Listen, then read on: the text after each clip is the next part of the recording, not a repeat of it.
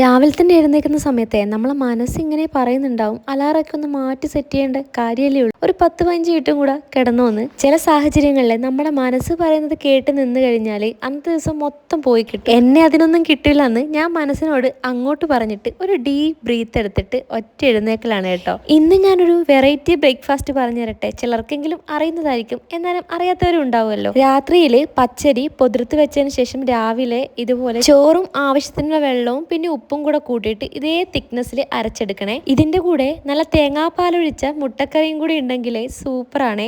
അങ്ങനെയാണെങ്കിൽ നമുക്ക് മുട്ട വേഗം തന്നെ ബോയിൽ ചെയ്തെടുക്കും. ആ സമയം കൊണ്ട് ഇതാ ഉള്ളി വാട്ടാൻ വെച്ചിട്ടുണ്ട്. പിന്നെ സാമ്പാറിന് വേണ്ടിയിട്ടുള്ള പരിപ്പ് വേവിക്കാൻ വെച്ചിട്ടുണ്ട്. ചെറിയൊരു ബ്രേക്ക് കിട്ടുന്ന സമയത്ത് ഞാൻ ഇതുപോലെ കട്ടൻ ചായയോ എന്തേലും ഇഷ്ടമുള്ളത് കുടിച്ചിട്ട് ഇങ്ങനെ അങ്ങ് നിൽക്കും കേട്ടോ. മിക്ക ദിവസങ്ങളിലും ബ്രേക്ക്ഫാസ്റ്റ് ഞാൻ ഏറ്റവും ലാസ്റ്റാണ് കേട്ടോ ഉണ്ടാക്കുന്നത്. അതായത് രാവിലത്തെ ലഞ്ച് പരിപാടികളായിരിക്കും ഞാൻ പെട്ടെന്ന് തന്നെ ചെയ്ത് തീർക്കുന്നത്. അതിന് ശേഷമാണ് ബ്രേക്ക്ഫാസ്റ്റിൻ്റെ കാര്യങ്ങളൊക്കെ നോക്കുന്നത്.